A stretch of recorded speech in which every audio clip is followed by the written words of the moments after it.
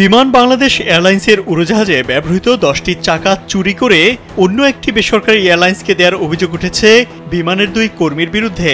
এ ঘটনায় থানায় একটি জিডিও করা হয়েছে। রাষ্ট্রীয় পতাকাবাহী এয়ারলাইন্সটির কর্মকর্তারা বলছেন, উড়োজাহাজের চাকা চুরির এই ঘটনায় এরই মধ্যে তদন্ত কার্যক্রম শুরু হয়েছে। জানা গেছে, বিমানের এক একটি চাকার দাম $5,000 থেকে $15,000। এই হিসেবে বিমানের কর্মীরা প্রায় কোটি টাকার চাকা বিক্রি করে দিয়েছেন। তিনি জানান, এসব চাকা ব্যবহার করা হয়েছিল এবং এগুলো হ্যাঙ্গারের পাশে অকশন শেডে রাখা ছিল। বিষয়টি নিয়ে বর্তমানে তদন্ত চলছে।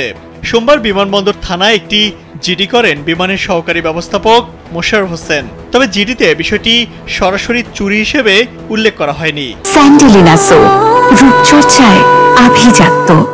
জিডিতে তিনি উল্লেখ করেন, 16 আগস্ট সন্ধ্যায় বিমান বাংলাদেশ এয়ারলাইন্সের 10টি আনসার্ভিসেবল টায়ার শাহজালাল আন্তর্জাতিক বিমানবন্দরের হ্যাঙ্গারের কমপ্লেক্সের পাশে থাকা অকশন শেড থেকে খুঁজে পাওয়া যায়নি।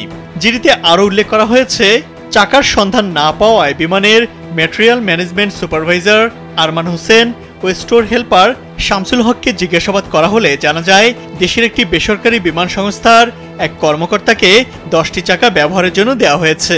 অভিযোগে বলা হয়েছে, এটি যথাযথ কর্তৃপক্ষকে জানানো হয়নি।